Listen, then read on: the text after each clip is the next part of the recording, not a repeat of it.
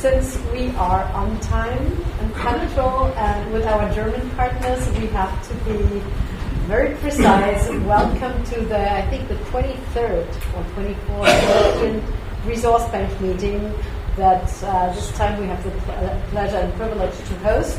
Again, in cooperation with our international friends, whether it's European Taxpayers Organization and the European Economic Senate, but also ATR and Toros, who have been partnering with us, and GIS has been a long-time partner with us. All together, I would say it's the European free market family with those people who love individual freedom and entrepreneurial freedom and have never given in fighting for that. And therefore, I would like to ask President Jäger to briefly join me here and also have a couple of welcome remarks before we hand over to Lorenzo Montanari from ATR Toros Foundation to moderate the first panel with Max Rangeley and Szabolcs Pásztor from Britain and Budapest, Hungary, to discuss free trade in the 21st century, because Max has published a book that he will present later.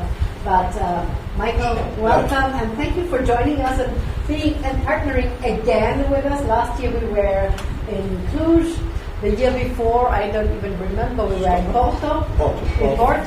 The year before in Stockholm. So you see the tour, we're a traveling circus.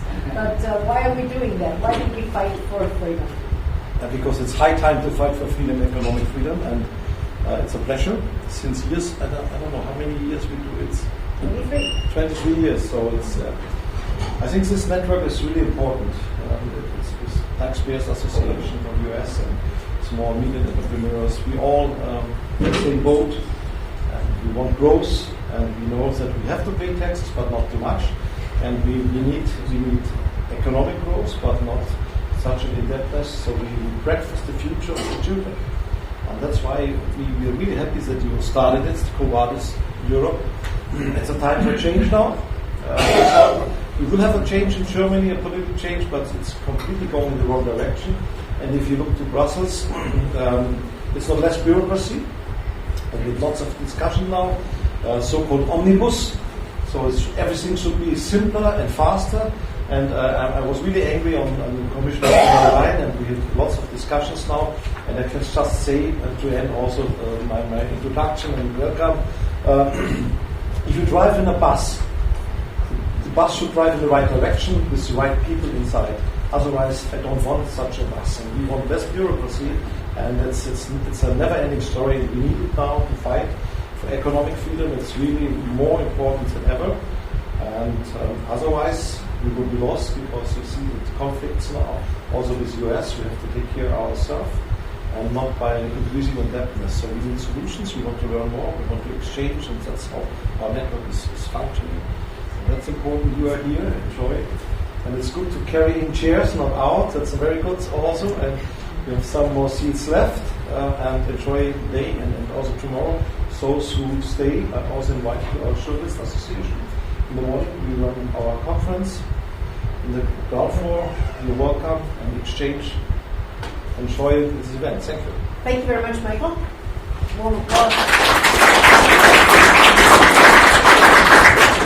I would also like to give my special thanks to Rolf von Hohenau, the president not only of the European Economic Senate, former taxpayers president, and always involved in fighting for especially entrepreneurial freedom and low taxes, not no taxes. So peace and low taxes. Yeah. Without further ado, just some logistics. We will have a break where coffee and cake are served after this first panel, because Lorenzo is running his center-right coalition meeting, the international one, where he has to rush back to the host there. But he will eventually come back, and then we run the second and the third panel. Without further ado, Lorenzo, the floor is yours, and thank you again for coming and joining us. And I'm looking forward to a fruitful debate. There will be some coalition letters that we will discuss in the second and third panel. one on taxes and one on another attempt by the European Commission for additional tobacco taxes. And as you all know, they want to get the entrepreneurs also taxed directly to Brussels in the new financial framework, which is, I think, pretty tough. We pay more than enough taxes in our national states. I don't see the least, I would say, the least right or reason to pay to Brussels directly as well. They want to expand the multinational framework to 2,000 billion from now 130. I mean, come on, where are we heading? This is not, I think, what we want to do. Lorenzo, the floor is yours. I'll give you. Thank you, Barbara. Thank you, everyone. Thank you, Brit, also for organizing the European Resource Bank. It's been a while that I've been joined the Resource Bank. I think I've been missing the last 7 editions. Likely they were here despite me. But thank you so much. It's a very exciting time to talk about trade. And also, thank you also to put this type of title, Europe Quo Vadis. I see that the Romans are still running the title. Not the Italians. Not the Italians, the Romans. Anyway, thank you. Welcome everyone. It's a great pleasure to welcome all of you to this kind of discussion on free trade in the 21st century. A timely, thought-provoking collection of articles run by Max Rangeley and Lord Daniel Hannan. This book brings together leading economists, policymakers, thinkers to revisit the moral, political, economic case for free trade in a moment that the global openness is in decline for the first time in the last decade. So I think it's time to rebuild the narrative on free trade, because it's something that's been affected from both sides, from the left and from the right side, part of the right side. So Max and Daniel remind us in this book, the bottom line is that globalization and open market have been among the most powerful tools to as a poverty reduction in history. So despite that, again, from some part of the leftist political spectrum, right political spectrum, there is a criticism of free trade. So it's time also as a free market conservative, we need to rebuild this narrative. So and this is a reason that we are here to present this fantastic book. Really, hopefully policymakers, they need to read, maybe in the short version, that is not that stupid, but definitely this is a very important step. Saying that, I want to introduce the next speaker is Max. He's leading the Copland Center. He's an economic think tank research center based in London. He's also serving several board think tanks in London and Brussels. His work emphasized the intersection of economics and emerging technology. So he's a lot. I know he's also an expert in artificial intelligence, not only on free trade. So, Max, the floor is yours. Thank you very much, Lorenzo, and good afternoon, everybody. And yes, so this book, which we put together, is really, we did this as something like a definitive work for free trade in the modern age. And this has chapters, of course, by many top professors, including a Nobel Prize winner. But then, as well as that, there are also a number of politicians and other policymakers, for instance, as well, including former prime ministers of both the UK and Australia. And Barbara kindly wrote an excellent chapter as well. And Lord Lilly, for instance, who was the trade minister under Margaret Thatcher.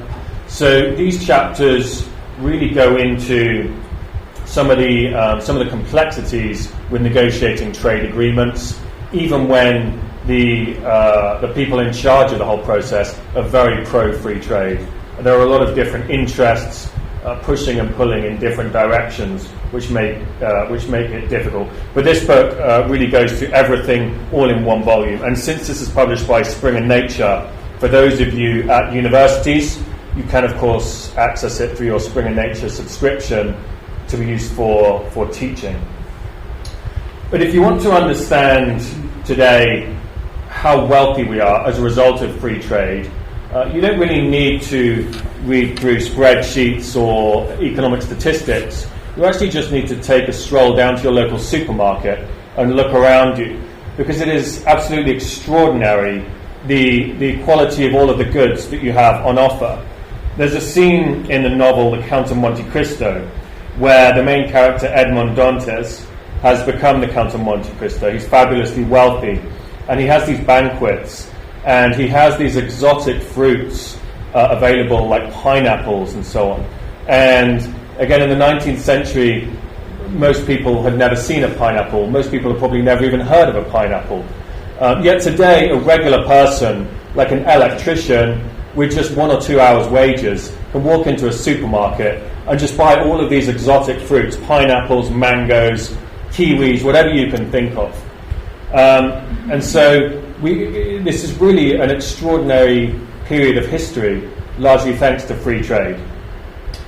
But today I'm going to be talking about the history of free trade and how it led up to this moment. And of course, free trade has also been connected with geopolitical power throughout history as well. And so if you were to return to the supermarket, for instance, and go to the spice aisle, actually for hundreds of years, many wars were fought over spice routes. Thousands of people died in these battles, states fighting for access to spices, and that you can just walk down to the local supermarket and have more spices than you could ever use in a lifetime. And if you could just take those just from one spice aisle in the supermarket and go back a few hundred years, you would be a multi-millionaire. So discussing the history of free trade then today, I think it's important not just to discuss the history of free trade in the 20th century or even from Adam Smith onwards. What I'm actually going to do is go back a few thousand years before even the Romans and the Greeks, and I'm going to start in the Bronze Age with the Phoenicians. So a little over 3,000 years ago, the Phoenicians were a Bronze Age civilization based roughly where Lebanon is today. And the Phoenicians had significant natural resource constraints. They were not able to be self-sufficient in terms of food, so they had to trade. They were somewhat like Singapore in that sense, which even has to import water. The Phoenicians became maritime pioneers. In the Bronze Age, they built ships capable of hauling 30, 40 or even 50-ton cargoes, which was quite extraordinary. And they built commercial networks around the Mediterranean, including trading colonies on Cyprus and Malta, in Spain, and perhaps most famously in North Africa. Carthage started out as a Phoenician trading colony. And their trading networks reached as far as Britain, from where they got their tin. They referred to Britain as the Tin Islands. And they exported luxury goods, by and large. For instance, purple dye, or Tyrian purple, which was a prized luxury good in the classical world. But all this trade also amplified the diffusion of technologies around the Mediterranean, in particular alphabet. The Phoenicians effectively invented the first modern alphabet, as we would think about it. And it was a far more efficient form of writing than either cuneiform or hieroglyphs, which was used by the Mesopotamians and the Egyptians at the time. And as the alphabet spread around the Mediterranean, the Greeks adapted it in the early 8th century BC. And then it also went on to become the Latin alphabet, and also actually the Cyrillic alphabet as well. So all of these quote-unquote Western alphabets have the Phoenician alphabet as their origin. And the spreading of this radical idea largely came about as a result of trade. And the Phoenician cities of Tyre, Sidon, and Byblos became centers of culture, religion, and politics. The Phoenicians became cultural brokers, carrying Egyptian, Mesopotamian, and Greek ideas and technologies all around the Mediterranean. And in fact, there is a work of literature from ancient Egypt around 1000 BC called The Story of Wenamun, about an Egyptian priest that travels in search of some high-quality wood for making religious artifacts. And he travels to Phoenicia and comments on how the harbour at Sidon always has 50 vessels at anchor, which was quite extraordinary at the time, and how prosperous they were. And so what I'm going to do for each of these, let's call them case studies through economic history, I'll give a lesson or two that we can learn from each of them. And so the Phoenicians then, I think perhaps the most important lesson that we can learn is that trade is not just about the exchange of goods. It's also about the exchange of ideas. And this often happens even more organically than the exchange of goods.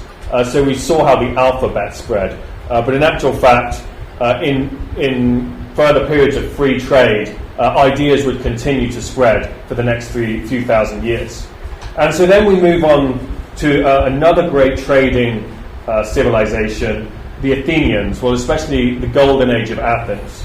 And Athens is also in a strategic location in the Mediterranean, and they have significant resource constraints. They cannot be self-sufficient with respect to agriculture. In fact, if we think about their population in the golden age of Athens, roughly around the time of Pericles, according to the historian Mogens Hansen, was around 300,000 people. And the Athenians needed to import 400 shiploads of grain every year to be able to support this large and growing population. And so they became another great trading civilization. And in fact, the Athenian port, known as the Piraeus, was a triple harbour complex. And at its peak, the ship sheds covered 110,000 metres squared and could house 372 ships. And a lot of these were naval ships, but many of them were, of course, for trade. And this was among the largest roofed complexes in antiquity. So when Themistocles built the famous Athenian navy, which was used to beat the Persians at the Battle of Salamis, the Athenians built 200 ships, but they cost 58 pounds of silver each. It was very expensive to build these navies. And so the fact that the Athenians were also a trading civilization meant that that essentially this navy would pay for itself over time. And in fact, a few decades later, the thinker Xenophon, who was a historian and philosopher, and also actually a part-time mercenary, funny enough, he wrote on how Athens, rather than pursuing an empire, should become essentially a pure trading centre. It should invite merchants from all around the Mediterranean, and that will be the future. But also in Athens, what this led to was an extraordinary development in the rule of law, and in particular contract law. So when merchants do business, on the whole they want to do business somewhere where there is a stable rule of law, where the government isn't just going to overrule contracts and seize their assets. And that is indeed what we saw in Athens. And the famous orator Demosthenes, some of the cases that he argued in court were around freedom of contract and property rights and so on. So we can see in a legal situation how strong the rule of law was. And of course this also contributed to the cultural flourishing of Athens at the time, which, like Phoenicia, became a hub of ideas and exchange.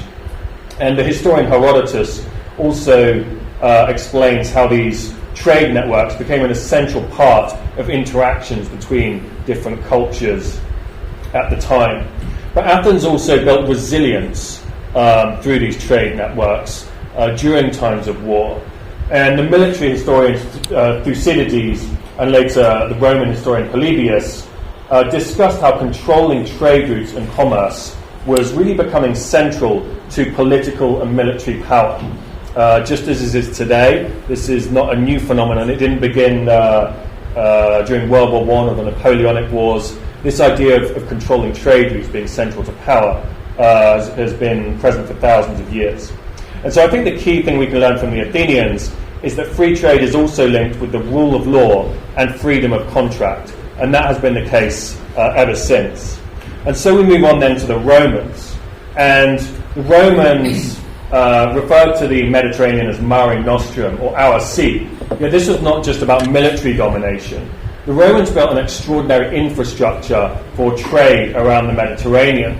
There was, of course, the Pax Romana from Augustus onwards, but before that, the Lex Garbinia laws in 67 BCE gave Pompey the Great extraordinary powers to stamp out piracy around the Mediterranean, which was a major problem.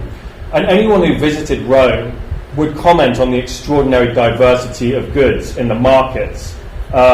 Grain from Egypt, olive oil from Spain, wine from Gaul, silk from China, and spices from India. But to feed the huge Roman population of around 1 million at its peak, Rome also needed to import 250 tons of grain a year. And this concerned some Roman thinkers, but also the amount that they were purchasing from the east, from China and India. Roughly 100 million sesterces per year were flowing east.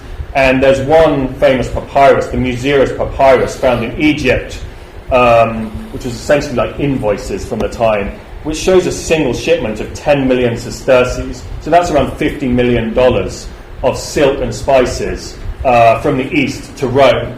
And so it was at this time that Pliny the Elder raised his concerns about all this coinage flowing east for these goods. So he was in favour of an early form of mercantilism, actually. Yet other thinkers like Cicero, the Roman philosopher and statesman, was a proponent of natural law, and in particular the protection of private property. He viewed property as essential to human flourishing, and by extension also trade. And at its peak, the Roman Empire was 5 million square kilometres. There was around 80,000 kilometres of paved roads, 400,000 kilometres of total roads. And figures like Livy and Tacitus described how the economic prosperity of Rome was linked to its control over this vast empire. But even at the peak of Roman power, there were actually only 30 legions, or around 150,000 soldiers, Roman soldiers, and perhaps another 100 or 150,000 pulled from various provinces around the empire. So this was nowhere near enough to control an empire this size through pure military domination. It was really through commerce. For the first time in history, you had essentially an almost like a free trade area around the Roman Empire. Someone in Britain, which was a very primitive country at the time, could suddenly buy goods from Egypt or Syria or perhaps even India or China, and vice versa. So quite an extraordinary achievement. And this, of course, also led to developments in terms of the legal system, freedom of contract, maritime loans, and so on. But stable coinage had served as a key feature of the Roman Empire and the Roman Republic, which facilitated a lot of this trade. And the denarius, for instance, had been 98% silver for many years. Yet by 250 CE, it was reduced to 50%, and then a few decades later would be only 5% silver. And this, the Romans debasing their own coinage, really contributed to the decline in trade around the Roman Empire. Because if you're a merchant doing business with people thousands of miles away, you need stable money. And that is also something which we'll see recurring throughout history, is that when states debase their money, it results in a contraction of trade. And so I think the key lesson for the Romans is that a powerful hegemon can actually be very beneficial for free trade. And we see that with the USA over the last few decades as well, for instance. And so then, if we move to the other side of the world, to China. And China is a very different scenario. It's very large geographically, has a huge diversity of resources, so it can and indeed has pursued self-sufficiency at various points throughout its history. But as we'll see, it was the periods of trade in Chinese history where they had the most flourishing. And probably the most famous trade institution of Chinese history was, of course, the Silk Road, which began in the Han Dynasty from around 200 BC. And through the Silk Road, Silk Road, lacquerware, and ceramics flowed westwards, and horses, glassware, and precious metals flowed east into China. Yet it was really from the late Tang and early Sung dynasties. The Sung dynasty was from around 970, the year 970, if I remember correctly, that really maritime trade really took off. And it was during this period, especially during the Sung dynasty, that many of the most famous Chinese inventions took place. Paper, movable type printing, gunpowder, and the magnetic compass. And Quanzhou, a trading port, which was known as the Emporium of the World in the Sung dynasty, is now a UNESCO World Heritage Site. And in fact, two of the cities at the time, Kaifeng and Hangzhou, were around 1 million inhabitants each, so the size of Rome at its peak. And bear in mind, European cities at this time were far, far smaller than that. And it was the Sung dynasty that actively promoted seaborne commerce and used it as a source of income. And this, like the Romans and elsewhere, resulted in a cosmopolitan culture.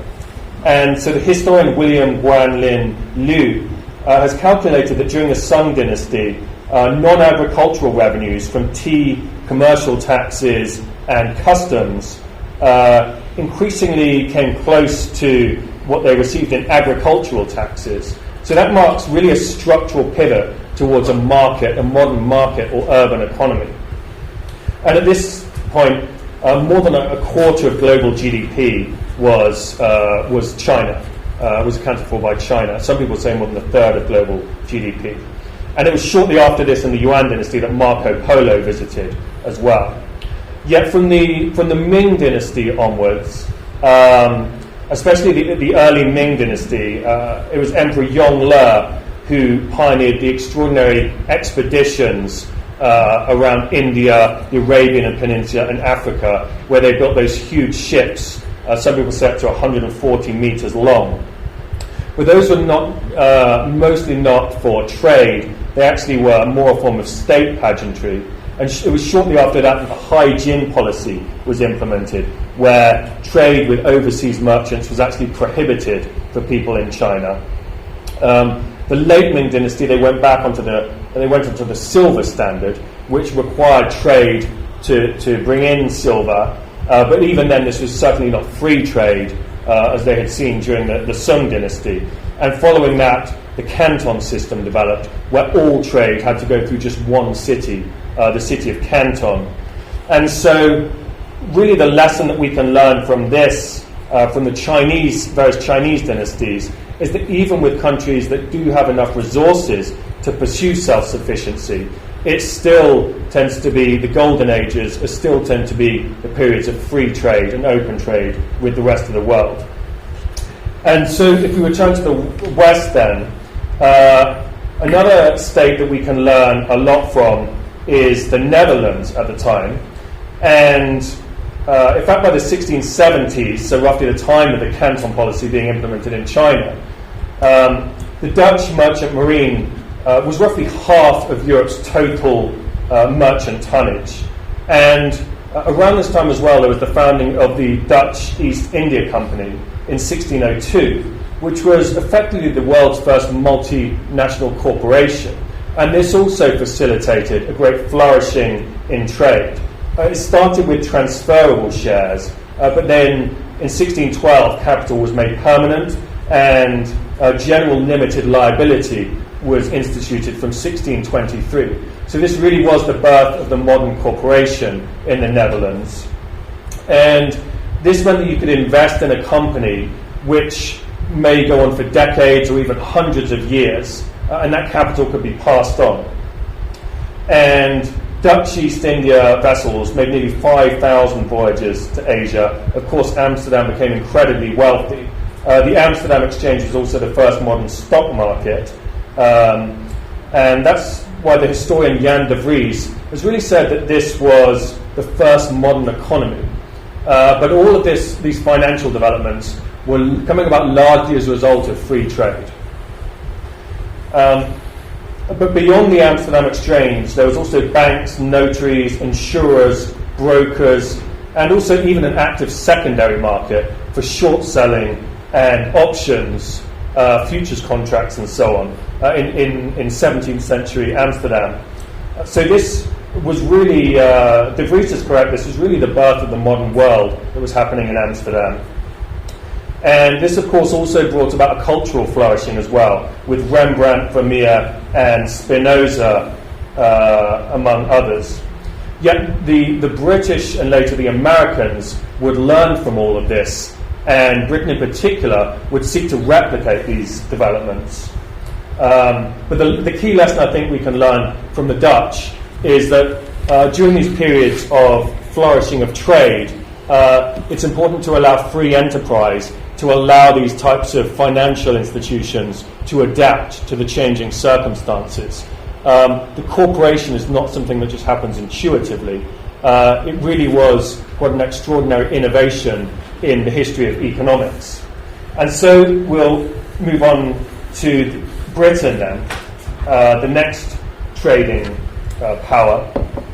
And Britain had been mercantilist for many years. That means they viewed the purpose of trade, as selling more to others than they sell to us. This is a view that recurs throughout history.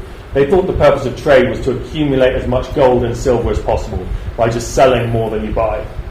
Yet, as things developed, from the 18th century, and then especially the 19th century onwards, a more enlightened view developed with thinkers like Adam Smith, David Ricardo, and John Stuart Mill. And they really articulated the intellectual case for free trade with comparative advantage, consumer welfare, and also international peace. Most importantly, the repeal of the Corn Laws in 1846 allowed free trade in grain and food. The Corn Laws had effectively functioned like a 28% tariff on imported grain. So it protected the wealthy landowners, but it made 95% of the population poorer. But with the abolition of the Corn Laws, all of a sudden regular people were far wealthier, and they could afford to buy all of these goods that were being made available by the Industrial Revolution. Shortly after that, the Cobden-Chevalier Treaty in 1860 between Britain and France got rid of many tariffs, and over the next few years, trade between Britain and France doubled. And this then served as a model for other most favoured nation treaties around Europe, and this then became known as the golden age of free trade in the late 19th and early 20th century. And like Athens and other states before, the Royal Navy served to enforce a lot of this. And in fact, in around 1880, more than half of all the world's shipping flew the red ensign. And in the 1890s, British shipyards built roughly 4/5 of the world's new vessels. And it's something that we see from the Phoenicians, the Athenians, and to a certain extent the Romans, this connection between naval power and trade. But in Britain as well, as I said, they learned from the Dutch and all of these innovations in finance, and so the city would then seek to replicate those. And as trade expanded from Britain, in 1913, around half of global capital issuances were raised in London. So this also facilitated this network of trade. Yet from when Britain began to go into decline in the early 20th century, this was also when the Tariff Reform League was formed, led by Joseph Chamberlain, a member of Parliament. And although they were not really successful at the time, they did lay the foundations for the decline in free trade in Britain. Of course, World War I was also a major factor then in bringing about essentially a complete collapse in global free trade. The lesson, I think, from Britain is that which is drawn from Richard Cobden and the campaigners to end the Corn Laws, and that's that free trade is not just about exchanging goods or even ideas. It's also about world peace. The periods of free trade tend to be periods of more general cooperation between individuals, nations, and cultures. And so then we move on to the final country, which I'll talk about, which is the USA. And in the 19th century, the USA had been quite protectionist, and that's sometimes used as justification for modern protectionism. There's been some good research recently on this, for instance from Klein and Meissner, who looked at each industry in the US and the different tariffs, and found that those industries that were most protected by tariffs actually had the lowest productivity, and they were just less efficient overall. Also, Douglas Irwin, one of the best trade economists, has looked carefully at 19th century protectionism in the US and has really made the case very eloquently that the US would have grown more quickly and industrialized more quickly if there had been free trade. But it was really from the early 20th century that we saw the great American industrialists like Henry Ford making the case for free trade. Henry Ford wanted to sell his cars abroad, and he also actually had an ideological commitment to free trade as well, in promoting peace and unity among nations. And Ford wrote several letters to the New York Times and elsewhere, making the case for free trade. Interestingly, Elon Musk, when all the tariff stuff was going on earlier this year, Elon Musk also similarly said he was in favour of completely tariff-free trade between countries. Now, as I noted, World War I resulted in a massive contraction in global free trade. But if we move forward then to the Great Depression, the Smoot-Hawley tariff in 1930 really initiated another extraordinary contraction in free trade. In fact, so the Smoot-Hawley tariff was passed by 2 senators in the US, and it put up large tariffs on thousands of imports. And there were letters written at the time by more than 1,000 economists warning against this in the US, but it went ahead, and global trade then contracted by around 70% over the next 3 years or so, and that was really a catalyst for the years leading up to World War II. Countries put up barriers to trade all around the world, and in some cases tried to pursue self-sufficiency. And this really brings to mind that brilliant quote from Frédéric Bastiat, who said, "When goods do not cross borders, soldiers will." And the 1930s and 1940s is really a classic example of that. But then it was after World War II that the US became such a brilliant leader of global free trade, with GATT, the General Agreement on Trade and Tariffs, the Bretton Woods system, which, although far from ideal, also served to facilitate global free trade to a large degree. There was the Marshall Plan, where $13.3 billion was invested into Europe, but that was often explicitly tied to trade integration and so on as well. And dollar finance, similar to Britain had done in the late 19th century, the dollar as the world's reserve currency allowed financing to take place for investment around the world to support this growth in trade. And this has become known as the Pax Americana, the American peace. And indeed, when you think of the last 70 years or so, during the Cold War and after that, it's really difficult to imagine this period of American hegemony without free trade. It's become so normal to us. Like I said, you can just walk into a shop and buy products from anywhere in the world. But this was really as a result of the US pushing this as a global hegemon. From the 1990s then, there was another wave of free trade as global trade grew from roughly 40% of GDP to around 60% in the 2000s. Yet simultaneously as this was happening, we of course saw the rise of China as a trading power. And as I've noted, through thousands of years, even going back to the Bronze Age, the rise and fall of civilizations is closely connected with the rise and fall of trade. And in 2001, around 80% of the economies in the world traded more with the US than with China. Yet by 2023, this had almost reversed. Almost 80% of all the countries in the world traded more with China than the US. And there's one other factor which I'll touch on briefly before finishing. We actually did one other book around the same time as this with Springer Nature called The Age of Debt Bubbles, which Barbara actually also wrote a chapter for. And so I have this concern at the moment. The book is on how central banks have created a series of larger and larger bubbles through lower and lower interest rates over the last generation or so. And we currently have a global debt bubble of more than $300 trillion.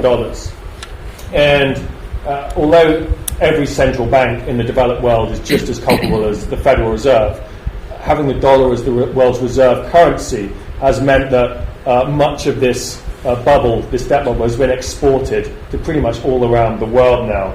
And so that, I think, I discussed earlier with Rome and the debasement of money. I think the monetary systems have often contributed to decline in that way. But in this sense, it's actually slightly different. It's not just the value of money that's going down, it's the creation of all of these debt bubbles.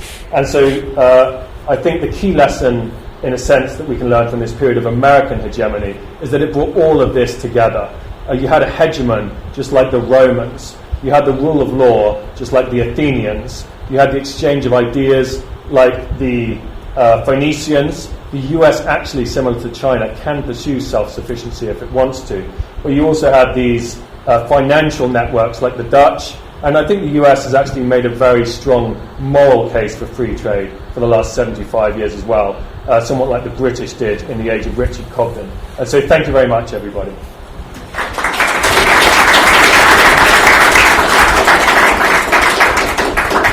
Thank you so much, Max, for this excellent insight and also historical review for the Phoenician to the US. Unfortunately, the US now is leading again, not only this administration, but the previous one, the new protectionism wave. Just to remind you everyone, the United States has only 14 free trade agreements with 20 countries. The European Union is at 40 agreements with 70 countries. So there is also a big gap in this. As I mentioned, this protectionist wave is something that leftists and also part of their center right is leading now. So it's something that, as a think tanker or academics, we need to have to reveal the narrative. This book is a fantastic one. Saying that, I want to also listen and invite Dr. Pásztor from the economic research think tank in Budapest to have an idea free trade economic policy from the Central Eastern Europe. Dr. Zavlok is also associate professor at the Ludovica University Public Service in Budapest. His research focuses on monetary and fiscal policy in Central and Eastern Europe, as well as international trade and development cooperation. And recently, in 2024, he got a very prestigious award, Hungarian for Europe Award, for his economic research work. Pastor, the floor is yours. Thank you so much, and thanks for inviting me, and thanks for the opportunity. Let me tell you that what Max said was really dear for me. He highlighted a number of words, what I want to build on. And first of all, if you don't mind, I want to focus on the famous French historian Fernand Braudel, who always said that there are different types of histories. Apart from the macro history of countries, there is the micro history of communities. And for the communities, interactions, by the way, this is the word you highlighted, interactions are important. It is important what type of interaction is available for a community and what type of interaction is available for a person, because we develop based on the interactions. And once we can trade, and there is nothing what hinders us from trading with others, then we are going to develop better skills, better services, and better products. That's for sure. And let me tell you that the Central and Eastern European countries had a bad experience with that. During the communist times, we were allowed to trade with the Soviet Union only, and we were exchanging a couple of goods. But, well, I'm not blackening those people living at that time, but the consumer sophistication was quite low when in comparison with the West. So what we were exporting were definitely not dear to those who lived in the Western world. And when the political and economic transformation came, we had to learn the ropes. We had to learn about the customer satisfaction and sophistication in the West. So I champion the idea of free trade because free trade gives more, much more access to the outside world. We can learn from those interactions in many, many different ways. Let me tell you that at the university where I teach, I have a course on development economics, and based on this course, or partly based on this course, I frequently visit African countries. In Africa, the countries, they are not trading with each other. They are trading with the outside world one-sidedly. In the European Union countries mostly trade with each other. I say 80% of the total. In Africa, 20% is the ratio what I can mention. They are not trading with each other. They cannot learn from each other. They cannot develop interactions. They are one-sidedly dependent on the former colonizers, for example, on China these days and on the European Union countries. And, they would need more opportunities. There is a fantastic program on the table. This is called the African Continental Free Trade Area. This would be about opening the boundaries, opening the borders, and giving access to the African countries to trade more or to trade even more. What is taking place when trade is limited? Max highlighted that when there are protectionist voices, there are lower levels of productivity. We had an experience, we Central and Eastern Europeans had an experience with that. The same is true for those countries where there is much protectionism these days. So regulation is definitely bad, and limiting trade is bad also. Many people say that, not many countries benefit from trade, and even my university students raise this question. I have quite a witty answer for that, and I am going to cite Joan Robinson from the 1970s. She said that it is indeed terrible when capitalists exploit countries. But there is only one more terrible thing. This is when they don't exploit other countries. This is when they don't trade with and they don't do business with other countries. That is definitely true. So free trade is like an opportunity, and it gives interactions at micro levels, at village and community levels, also at national levels. And you can be sure that even in the most underdeveloped countries, they have access to a certain extent to the outside world. They know about the standards of the outside world, so they have much to learn. And if you don't mind, I'm going to sacrifice a couple of words on your book, or on the book we are talking about. Well, Schumpeter said that when doing research, we have to focus on three areas.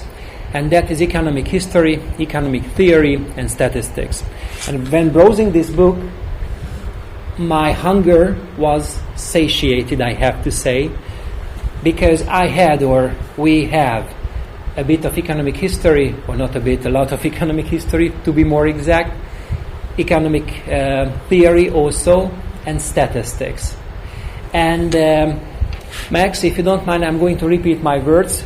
For example, for my students, this book is going to be great because they can better understand why trading across the borders gives opportunities, development, and interactions for the people. And when there are protectionist measures, when there are tariffs, well, the number of interactions we may enjoy, get, benefit from, learn from, is limited. And again, I go back to the history of my own country. We are heavily engaged in the automotive industry. Let me tell you that last Friday, a new factory was opened close to the Hungarian-Romanian border, and now we are going to produce BMWs as well.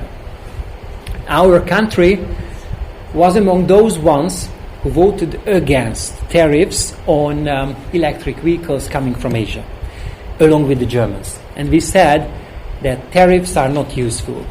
Instead, research and development would be needed. Maintaining developing competitive advantage would be needed.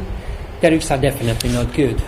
And there are so many other cases why we Hungarians champion free trade.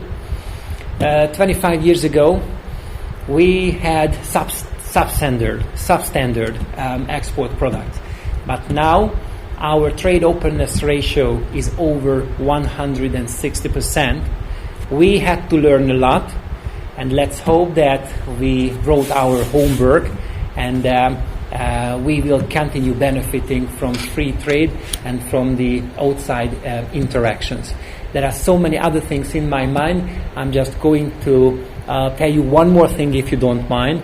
On Tuesday, I had a development economics class, and be sure that I champion free trade ideas and limited government involvement during those classes. And what I'm going to say is related to free trade. We were talking about foreign aid, and I mentioned Peter Bauer, who always said that foreign aid is like a tax on poor people living in rich countries, and the money is given to those rich people who live in underdeveloped or poor countries. So I will continue, or we Hungarians will continue championing free trade and process what comes from free trade. Thank you so much. And thank you for the book.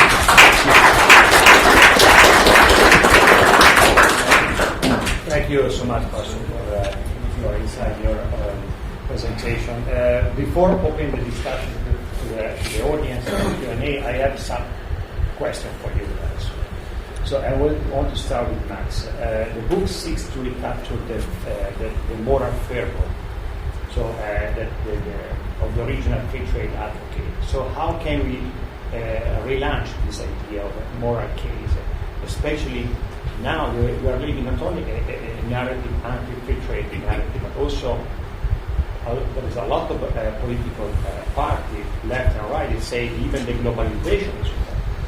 So how can we use the moral case of free trade also to relaunch the idea of globalization? But I think what we need to fight is globalism, and something different from globalization. So how should we focus on moral case to rebuild free trade narrative and globalization? So I think if you look at traditional trade economics textbooks, for instance, previous to this, they're very technocratic, and you'll see lots of equations justifying trade based on flows of goods. You'll see lots of graphs being drawn and so on. And I think that entire way of thinking about things pulls us away from the Richard Cobden way of thinking, which is, trade is not just justified by analysing the statistics and looking at what goods we should be importing and so on. It's really about human brotherhood and sisterhood. And trade, as I noted, that's why I wanted to talk today about the history of trade, going back to the Bronze Age. Trade has always been associated with this flourishing of civilization. And of course it's nice to have all of these goods from everywhere, but that's really just the beginning of the benefits of trade.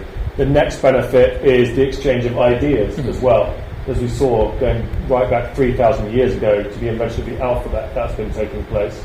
But also, again, that famous quote from Bastiat, if goods don't cross borders, soldiers will. That is not just about the need for goods. It's also about just humans interacting with each other.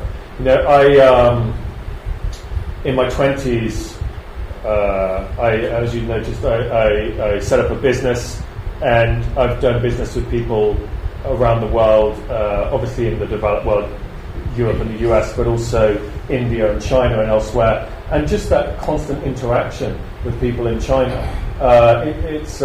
It's human beings doing business with other human beings, and that's what it fundamentally comes down to. And if you try and block that off, I think also at a psychological level, it makes conflict far more likely. So I think the key way to present the moral case for free trade is to talk about all of these broad benefits of free trade, not just the stuff that economists like to do, coming up with equations which look at exactly what kind of products we need to be importing and exporting. Thank you. Just a quick Please. comment, if it is possible. Around 10 years ago, I worked at the Central Bank of Hungary, and at that time we had a research on the internationalization of banking. And in the European integration, we observed something interesting.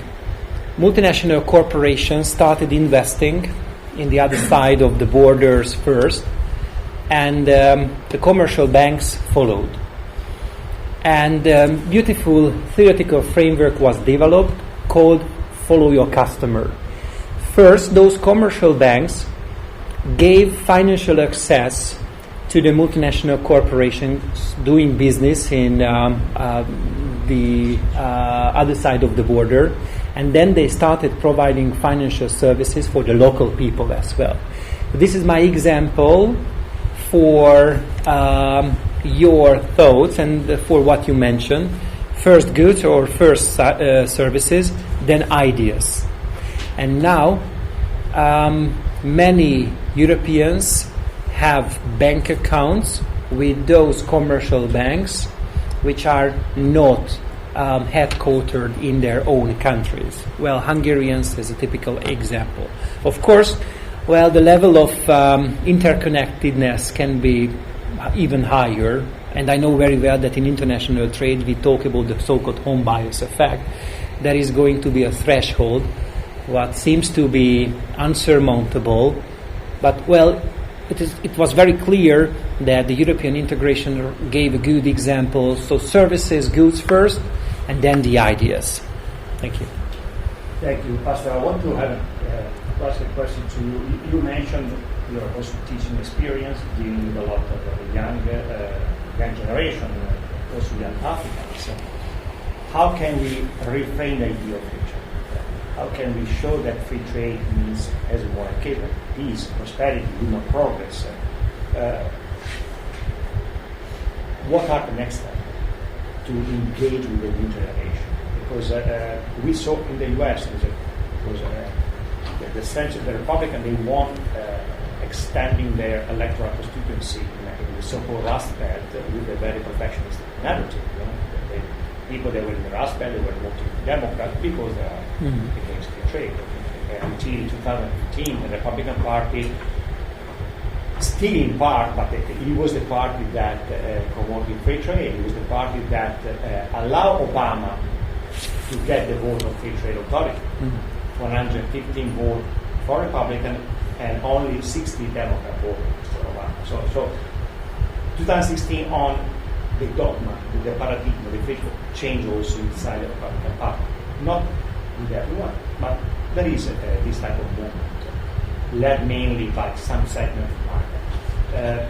How can we re-engage with the young generation? Because this is an opportunity we can see. What I have seen and what I have observed when teaching in less developed countries is quite interesting when it comes to the students. Well, the decisions are more emotional. Until, for example, many Westerners collect data, they compare data, we talk about ratios. Many decisions are influenced by emotions in Africa and also in my country. And it is necessary to season those emotional-led decisions with facts. And Max highlighted the word, and sorry for mentioning you again, and the word productivity. That is quite visible and that is quite clear. Specialization leads to higher levels of productivity. And we simply have to compare the numbers, the productivity, numbers, ratios, hours needed to produce. And once we are capable of using, telling numbers, pointing to why certain countries specialized in producing this or in producing that, my students, for example, and other students would be more willing to understand the importance of free trade. And I always call their attention to the fact that, I'm going to simplify it, when everyone is producing everyone without trading, that means loss for the entire economy.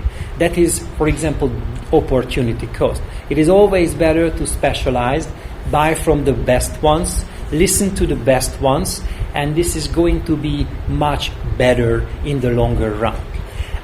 There were some experiences with import substitution industrializations. You may have heard that from economic history. It is very difficult to know whether it worked or not, because when we open textbooks, we may get very different messages. Some say that, well, that was fantastic, it could have been even better and things like that. Many others say that that was a bad concept from the very, very beginning. So it is not easy to know what was true or what is true related to that. In order to find out, we have to take into consideration the productivity numbers, the economies of scale, for example, and we will have a better understanding of what worked and what did not work. Thank you so much. So I want to open the discussion for the public. Please raise your hand, introduce yourself, and be